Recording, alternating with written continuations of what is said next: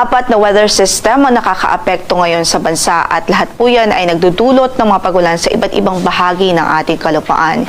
Yung shear line po natin ay nakakaapekto sa silangang bahagi ng Northern at Central Luzon at ito nga po ay nagdudulot ng halos maghapon. Inaasahan natin magdudulot yan ng halos maghapong pagbuhos ng ulan sa silangang bahagi ng Northern at Central Luzon at ilang bahagi din ng Southern Luzon according sa ating forecast.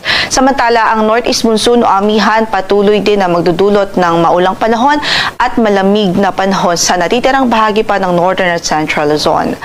Yung IDCZ o Intertropical Convergence Zone ay nakakaapekto din ngayon sa katimugang bahagi ng Mindanao at inaasahan din natin magdudulot din ng significant na mga pagulan dito po sa southern portion ng Mindanao. Maya-maya nga lamang po ay tatalakayin natin ang mga lugar kung saan ay maapektuhan nito or kung saan makakaapekto itong si Intertropical Convergence Zone.